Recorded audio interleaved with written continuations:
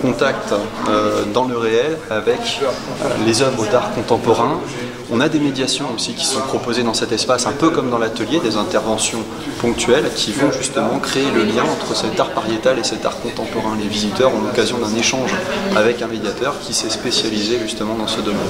Les expositions temporaires, elles changent, c'est-à-dire qu'on en est déjà à la deuxième à Lascaux 4, et on a exposé ici des œuvres que vous pouvez rattacher à Lascaux, mais aussi à l'art pariétal en règle générale. Là, par exemple, ici, vous avez nos Battlefield, où vous pouvez retrouver bien des thématiques que vous pourriez retrouver aussi très facilement dans l'art des cavernes. Par exemple, ici, les ponctuations, vous voyez, des signes qu'on a exposés un petit peu tout à l'heure en visite, les traits, les tirets. Voilà.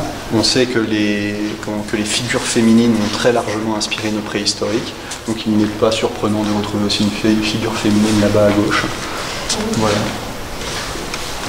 Des personnages sexués comme l'homme du puits par exemple. Voilà. Après, si effectivement nous sommes dans des époques où a priori l'homme a vécu en paix, à l'époque préhistorique, on retrouve ici dans une époque un peu plus contemporaine eh bien, des choses un peu moins pacifiques. On a pas mal d'évocations de violence sur cette œuvre, mais en reprenant les codes de l'art pariétal. D'autres œuvres qui ont été exposées ici, certaines vont reprendre des signes géométriques que l'on peut retrouver dans certaines grottes.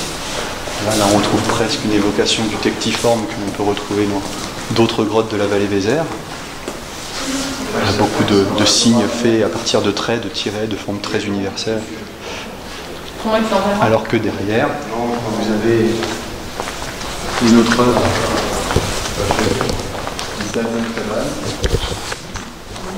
le roule aux vaches, où là on pourrait presque retrouver voilà, une évocation de ces bovins qui dominent certaines compositions de Lascaux de par leur taille.